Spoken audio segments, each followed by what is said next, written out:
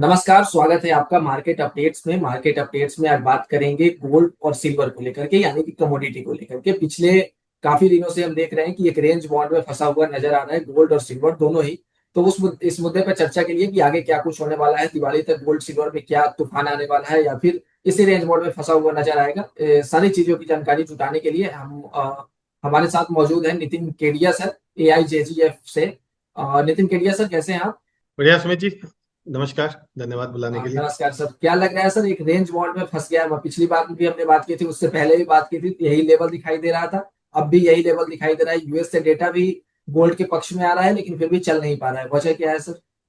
देखिए, यूएस का डेटा तो गोल्ड के पक्ष में आ रहा है, लेकिन वहां पे प्रॉब्लम क्या है कि जैसे सपोज मान लीजिए जॉब्स की बात करें, तो अब जॉब्स इस बार अगर 57,000 आए हैं तो ये लोअर, एक तरह का ये माना जा रहा है लोअर बेस बन गया है। तो कहीं ऐसा ना हो कि चूंकि फीफा वर्ल्ड कप की वजह से डिमांड जो है वो थोड़ी सी ज्यादा रही है, तो कहीं ऐसा ना हो कि एक तो अगस्त के महीने में जब जॉब का डेटा वापस आएगा ओके।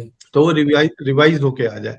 सेकंड, अगर आप देखेंगे तो यूएस में जो गैस है वो वापस $4 पे पहुंच गई है। तो ये जो $4 पे पहुंची है, इसकी वजह से क्या है कि इन्फ्लेशन का एक रिस्क चल रहा है कि अगर ये $4 पे कंटिन्यू करती है तो इट इज डेड श्योर कि अगले महीने जो इन्फ्लेशन का डेटा आएगा that would be somewhere around 3.8% to 3.9%, जो कि बाद में वापस एक वरी जो है वो ले आएगा, चिंता ले आएगा कि इन्फ्लेशन जो है वो बाजार में बढ़ सकती है, महंगाई बाजार में बढ़ सकती है। यही कारण है कि हम ये देख रहे हैं कि कंटिन्यूअस बेसिस पे जो है वो गोल्ड और सिल्वर में जैसे थोड़ा थोड़ा बढ़ते हैं तो जो सेलिंग है वो हमको देखने को मिल जाती है, और सेल ऑन राइज जो है वो अभी भी गोल्ड में हम देख रहे हैं कि बना हुआ है। ठीक है सर। यूएसको के बारे में बात करेंगे कि दिवाली तक कब कहाँ तक पहुंचने वाला है गोल्ड और सिल्वर, इसको लेकर भी व्यू लेंगे। लेकिन उससे पहले सर बात कर लेते हैं ट्रेडर के लिए। ट्रेडर को क्या स्ट्रेटजी अपनानी चाहिए सर इस बीच?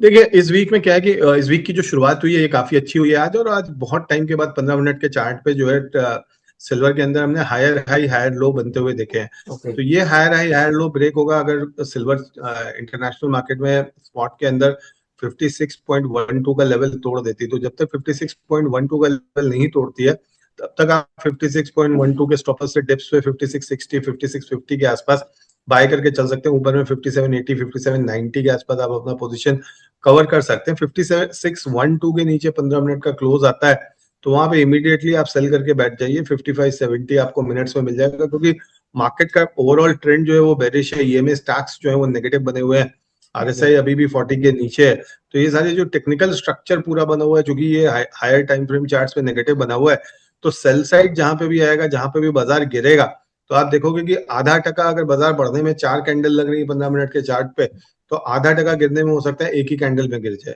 अच्छा, गोल्ड को लेकर के सर? देखिए, गोल्ड की अगर मैं बात करूं तो 3,980 के आसपास का काफी स्ट्रॉन्ग सपोर्ट बना हुआ है। और कॉमिक्स में हम अगर ऑप्शन के चार्ट्स को देखते हैं, ऑप्शन के डेटा को देखते हैं, तो 3880 से लेके 4150 तक की जोन बता रहा है। 4050 के आसपास कॉल राइटर्स जो है वो काफी एक्टिव हो चुके हैं। इसका मतलब ये है कि 4050 और 4070 का जो लेवल है ये काफी एक स्ट्रॉन्ग रेजिस्टेंस का काम करेगा। अगर आप देखिए, इस महीने की शुरुआत में जब नॉन फॉर्म पेरोल डेटा आया तो 4200 क्रॉस नहीं किया, इन्फ्लेशन के दोनों डेटा पॉजिटिव आए, 4100 क्रॉस नहीं किया। तो सिमिलरली अब 4070 का एक रेजिस्टेंस रहेगा। 4070 के ऊपर बाजार चलेगा तो हम एक 4150 तक आते हुए देख सकते हैं। लेकिन ओवरऑल में बाजार में अभी भी गोल्ड की अगर मैं बात करूं तो मुझे ओवरऑल रेंज बाउंड लग रहा है, जहां नीचे में एक 3880 का एक स्ट्रॉन्ग सपोर्ट रहेगा, वहां से हम बाइंग आते हुए देखेंगे। ऊपर में 4050 से लेके 4150 की जो जोन है यहाँ पे रेजिस्टेंस देखेंगे। थोड़ा सा हो सकता है 28 जुलाई के पहले आपको एक बार गोल्ड ऑप्शन राइटर्स की पोजीशन कवर होने में थोड़ा सा एक और बाउंस दे सकता है, क्योंकि 4270 के आसपास, 4250 के आसपास ऑप्शन का मैक्सिमम पेन आ रहा है। मैक्सिमम पेन का मतलब होता है वो पॉइंट जहां पे ऑप्शन बायर्स को सबसे ज्यादा लॉस हो। तो 4250 हो सकता है एक बार आए और ऑप्शन बायर्स की पोजीशन कट जाए। बट ओवरऑल में जो ईएमए स्टैक्स बने हुए, मूविंग एवरेजेस जो बने हुए डेली टाइम फ्रेम पे, वो चूंकि short term moving averages long term moving averages के नीचे चल रहे हैं, तो बाजार ओवरऑल सेल ऑन बाउंस रहेगा। और गोल्ड चूंकि डेथ क्रॉस दिखा चुका है, तो जितने भी एल्गो ट्रेडर्स आज वर्ल्ड वाइड 28-30% का जो वॉल्यूम है वो हमें एल्गोज से मिलता है। तो बहुत सारी एल्गोज जो है वो इस समय चूंकि सेल ऑन बाउंस के लिए वेट कर रही हैं, वो अब बाय के रिजाइन से शिफ्ट हो गई। तो we need some very strong fundamental factor, जहाँ पे जो है एक बड़ी कैंडल, एक बड़ी डेली कैंडल हमको चाहिए, जहाँ पे हम 3 से 4% का मूव देखें और उसके बाद 1-8% का फॉलो थ्रू देखें, तब जाके हम ये कह सकते हैं कि we are back to the bullish trend. Okay, तो सर अभी क्या करना चाहिए ट्रेडर को? थोड़ा बच के रहना चाहिए, थोड़ा इंतजार करना चाहिए कि जब रैली आए फिर गिरावट आए तो ट्रेड करें? देखिए ये ट्रेडर्स के लिए क्या है कि चूंकि बियर मार्केट है तो दो चीजों का ध्यान रखना है। आप सेल करके चलिए, स्टॉप लॉस जो है वो बिल्कुल टाइट लगा के चलिए, क्योंकि जो बियर मार्केट होते हैं इनके जो रिवर्सल्स होते हैं या इनमें जो बाउंस आता है, मतलब डेड कैट बाउंस जिसको हम लोग बोलते हैं, पर ये जब डेड कैट बाउंस जब आता है तो ये बहुत स्ट्रांग बाउंस होता है। तो इसमें क्या होता है, सेलर जो है वो लॉस के अंदर अपना पोजीशन उसको पैनिक में जो है एग्जिट करना पड़ता है। वहीं किसी भी बुल केस में क्या होता है, बायर, चूंकि कई बायर ऐसे होते हैं जो ये कहते हैं हमारे पास पूरा पैसा है, हम डिलीवरी उठा लेंगे। तो बायर के दिमाग में कहीं ना कहीं वो चीज होती है। बस सेलर के लिए क्या है, 100 रुपए की चीज 200 भी हो सकती है, 300 भी हो सकती है, 400 भी हो सकती है। पिछले 18 महीने में $2,500 के गोल्ड को हमने $5,500 भी आते हुए देखा, और $5,500 के गोल्ड को $4,900 भी आते हुए देखा है। तो यहाँ पे क्या है कि जो सेलर है वो बेसिकली एज में है, वो बाउंस का वेट करें। बाउंस जहां पे भी बनता है और रिजेक्शन जहां पे आता है, जहां पे भी रिजेक्शन का मतलब ये होता है कि 20-20 पीरियड के ईएमए को आवरली चार्ट पे किसी भी कैंडल ने टच किया और उस कैंडल का लो अगर ब्रेक होता है तो हाई का स्टॉप लॉस लगाइए, सेल करिए।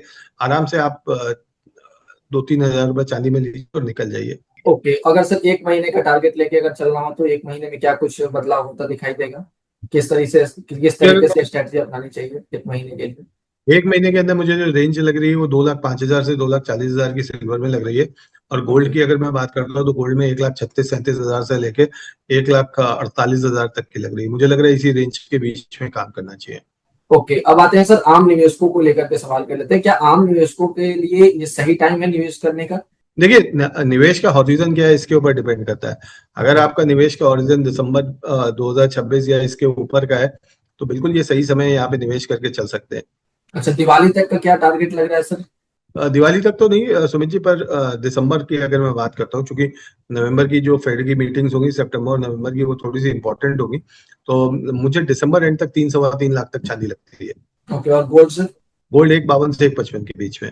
1,52 से 1,55, मतलब इसी रेंज में रहेगा। वो जो 1,90,000 वाला, 91,000 वाला जो आंकड़ा था, और सिल्वर का जो 4,21,000 वाला आंकड़ा था, वहां तक पहुंचने में कितना टाइम लग सकता है, क्या बता रहा है? अच्छा।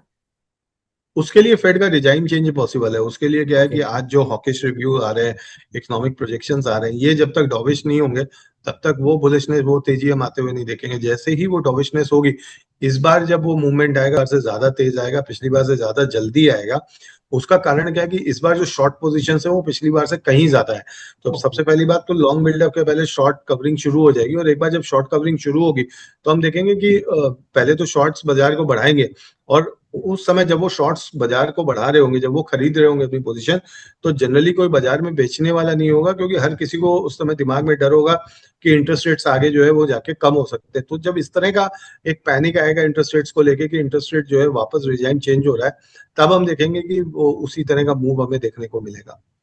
ओके सर, हम देख रहे हैं कि लगातार सेंट्रल बैंक्स की तरफ से खरीदारी की जा रही है, लेकिन उसके बावजूद भी चल नहीं पा रहा है गोल्ड और सिल्वर देखिए दोनों जगह। सेंट्रल बैंक्स जो है ये एक रेगुलर बायर है, और ओके। इनकी जो बाइंग की पेस है वो पहले से कम हो गई है।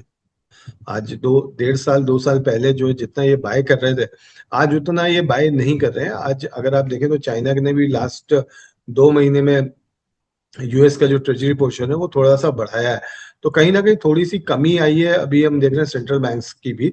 तो इसलिए से वो इतना इम्पैक्ट नहीं कर रहा। और देखिए कभी भी ना जो बाजार बढ़ता है या भागता है, सेंट्रल बैंक ने तो बहुत पहले मतलब यूक्रेन वॉर के बाद ही बाइंग जो है वो शुरू कर दी थी। बट गोल्ड को अगर अपन देखें तो 18 महीने में बढ़ना शुरू हुआ है। तो जो इस तेजी या मंदी का जो इंजन होता है सुमित जी, ये बेसिकली रिटेल, एचएनआई और प्राइवेट इंस्टीट्यूशंस के हाथ में होता है। तो जब तक हेज फंड्स, प्राइवेट इंस्टीट्यूशंस ये सब इसमें नहीं घुसेंगे तब तक आप उस तरह की तेजी की उम्मीद नहीं कर सकते, क्योंकि ये बाजार भागेगा जब paper gold versus physical gold की लड़ाई शुरू होगी।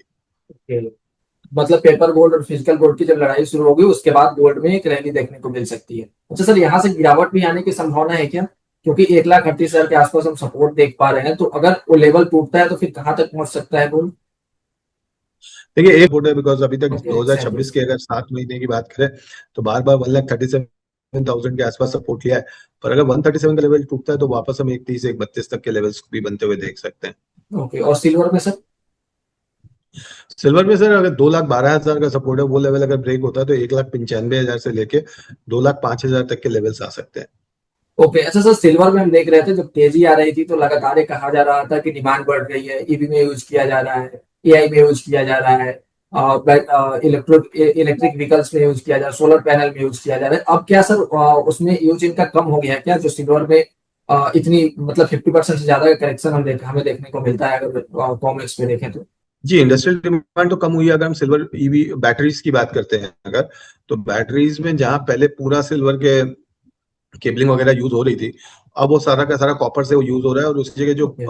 अपर लेड का पेस्ट, अपर लेड है, वहां पे सिल्वर पेस्ट यूज हो रहा है। यानी जो पहले आप जितना यूज करते थे, अब उसका सिर्फ 20% यूज कर रहे हो। एआई के अंदर अगर हम बात करते हैं, तो एआई का क्या होता है, एक फेज वाइज होता है। तो अभी वो फेज नए डेटा सेंटर्स का नहीं आ रहा है। नए डेटा सेंटर्स जब आएंगे, जब लगना शुरू होंगे, बिकॉज तमाम जगह जहाँ पे डेटा सेंटर्स लग रहे थे दुनिया में, वहां पे क्या है कि जो लोकल सिटीजन्स है, उन्होंने पानी को लेके धरना प्रदर्शन शुरू कर दिया है। तो वो जो धरने प्रदर्शन वर्ल्ड वाइड शुरू है, उससे जो एआई के डेटा सेंटर्स या पावर सेंटर्स बनने का काम था, वो काफी धीमा हुआ है, और उसकी वजह से इंडस्ट्रियल डिमांड ओवरऑल जो है वो काफी कम हुई है। ओके, और सर इलेक्ट्रिक व्हीकल्स को लेकर वो भी सर ईवीज को कॉपर? लेके देखिए, जहां तक बात करें, तो ऑयल लॉबी जो होती है सुमित जी, ये वर्ल्ड की सबसे स्ट्रॉन्ग लॉबी है।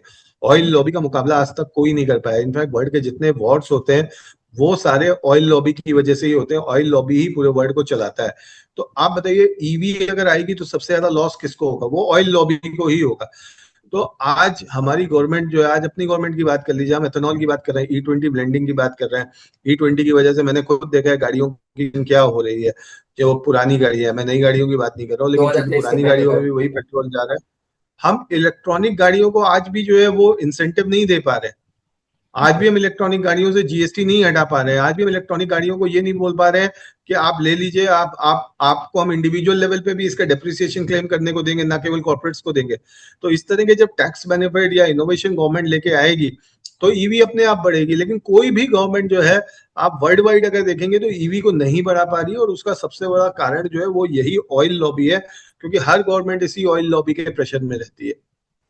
ओके ठीक है सर, क्या सलाह देना चाहेंगे सर निवेशकों को जिन्होंने ऊपरी लेवल पे बाई किया और अब इंतजार कर रहे हैं कि इसमें तेजी आएगी, लेकिन एक रेंज में फंसा हुआ नजर आ रहा है? आमतौर पर जब ये देखा जा रहा है कि अब तेजी आएगी, फिर इंतजार किया जा रहा है, फिर लेकिन ऊपर से जाकर के फिर करेक्ट होकर के उसी लेवल पे पहुंच जा रहा है, तो उनको क्या सलाह देना चाह रहे हैं सर?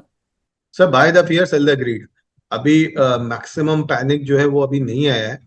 अभी पैनिक हो सकता है एक बार और हमें देखने को मिले 29 तारीख के आसपास, या अगस्त में एक पैनिक इस तरह का आ सकता है। अगर आपने वो पैनिक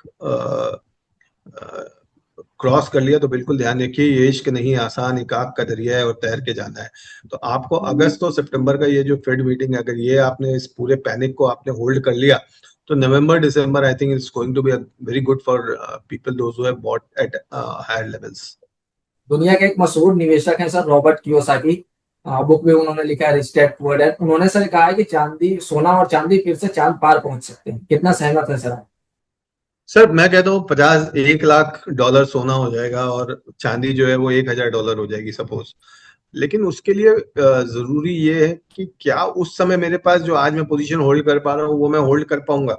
वो बहुत इंपॉर्टेंट है। तो मेरे ख्याल से अगर आप गोल्ड सिल्वर को लेंगे, तो पिछले कई समय से इसने बहुत अच्छे रिटर्न दिए हैं। लोगों में डर किस बात का है? लोगों में डर ये है कि 1981 या 2011 जैसी स्थिति ना हो जाए। 81 में $50 की चांदी जो है वो 3-4 सेंट रह गई थी। 2011 की बात करें तो $50 की चांदी जो है वो, जहां तक मुझे याद है, $11 $10 के आसपास आ गई थी। अगर आप उस देखेंगे, आप उसको इक्विटी के साथ में कंपेयर करें, या किसी भी एसेट क्लास के साथ आप जब कंपेयर करते हैं, तो आप देखेंगे कि वो मतलब उस एसेट क्लास को पर्टिकुलरली वो बहुत ज्यादा क्रॉस कर गई थी। आज अगर आप देखेंगे, तो आज भी S&P 500 से जो है चांदी नीचे चल रही है, अगर आप उसकी ग्रोथ को देखेंगे। तो अब एक तो पहली बात, तो वैसे लेवल्स नहीं आने, और बिल्कुल मनी सप्लाई जिस तरीके से आज कंट्रोल नहीं की जा सकती है। केविन वॉश ने जरूर ये बोला है कि हम अपनी बैलेंस शीट को टाइट करने की कोशिश करेंगे, बट अगर वो टाइट नहीं करते हैं, तो उस केस में आप ये मान के चलिए कि जो डेट लेवल्स हैं यूएस के, इसमें गोल्ड और सिल्वर बढ़ेगा ही बढ़ेगा। But okay. इस तरह के लेवल्स जो होते हैं, कि जैसे मान लीजिए $15,000 गोल्ड हो जाएगा, वो अभी इतनी जल्दी वापस लौट के नहीं आएगा, क्योंकि ईटीएफ के अंदर जितना पैसा आया था 2025 के अंदर गोल्ड में, उसका 50% पैसा जो है वो 2026 में निकल चुका है। 2025-26 तक जितना पैसा चांदी में आया था उसका मैक्सिमम पैसा जो है सिल्वर ईटीएफ से निकल चुका है। तो सबसे पहले तो बेस बिल्डिंग और कॉन्फिडेंस बहुत जरूरी है इन्वेस्टर के लिए, कि वो कॉन्फिडेंस उसका दोबारा लौट के आए कि ये बाजार जो है वो दोबारा चलने वाला है, तभी उसके लिए कोई फायदा है। एल्स आप $1 लाख बोल दीजिए या $1000 चांदी बोल दीजिए, उससे क्या फर्क पड़ता है। Someday it will happen and you will say, देखा मैंने बोला था। ओके, ठीक है सर। एक और सवाल है सर, जो हम शुरुआत से पढ़ते आ रहे थे कि महंगाई के हेज के रूप में हम गोल्ड सिल्वर को देखते हैं, लेकिन इस बार सर हम देख रहे हैं कि तस्वीर बदलती हुई नजर आ रही है, क्योंकि महंगाई भी बढ़ रही है, क्रूड की कीमतें भी बढ़ रही है। मतलब क्रूड की कीमतें बढ़ेंगी तो महंगाई बढ़ेगा ही, क्योंकि सारे जितनी भी चीजें हैं उनका डिपेंड डिपेंड क्रूड पे ही करता है। तो क्या सर मतलब वो कहानी नहीं रही क्या, जो हम पहले से सुनते आ रहे थे कि हेज के रूप में हम देखते हैं गोल्ड सिल्वर को?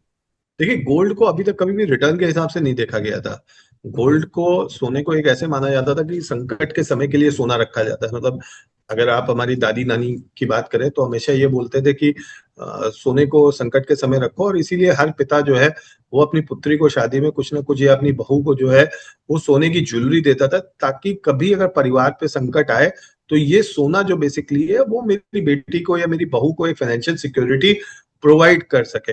पिछले 3-4 साल में क्या हुआ है, या एक बार हम करें रशिया यूक्रेन वॉर के बाद क्या हुआ है कि गोल्ड एक इंडिपेंडेंट एसेट क्लास हो गया है। मतलब गोल्ड की डिपेंडेंसी जो पहले दूसरी चीजों पे हुआ करती थी, आज गोल्ड एक इंडिपेंडेंट एसेट क्लास हो गया, और गोल्ड धीरे धीरे मूव कर रहा है जहां पे वो बाकी सारी चीजों को लीड करेगा, क्योंकि अब फेड ने कहा है that we will start taking signals from the market. तो अब धीरे धीरे एक ऐसा समय आएगा, maybe after 3 years, after 4 years, अगर फेड इसी रिजाइन में कायम रहता है, जहां पे गोल्ड आपको बाकी सिग्नल्स जो है, बाकी इकोनॉमी के सिग्नल्स प्रोवाइड करेगा। गोल्ड किधर जा रहा है उससे पता चलेगा डॉलर किधर जा रहा है, या बाकी चीजें जो है वो किधर जा रही है। आज हम डॉलर इंडेक्स को देखते हैं या यूएस 2 ईयर बॉन्ड यील्ड को देखते हैं, तो वो धीरे धीरे गोल्ड का जो प्रारूप है वो चेंज हो रहा है। और जो हमने टेक्स्ट बुक्स में गोल्ड के बारे में पढ़ा था अभी तक कि it's a hedge against inflation, hedge against risk, धीरे धीरे गोल्ड जो है वो उससे बाहर निकलता जा रहा है। सुमित जी। ओके, मतलब गोल्ड में बदलाव होता हुआ नजर आ रहा है, और पहले जिस तरीके से हम पारंपरिक तरीके से गोल्ड खरीद के देते थे, तो अब उसका भी नजरिया बदल रहा है, क्योंकि अब लोग निवेश के नजरिए से गोल्ड खरीद रहे हैं। Right sir. बिल्कुल बिल्कुल। बहुत बहुत धन्यवाद सर, अब हमारे साथ जुड़े दर्शकों के लिए आपने समय निकाला sir. Thank you so much sir. धन्यवाद।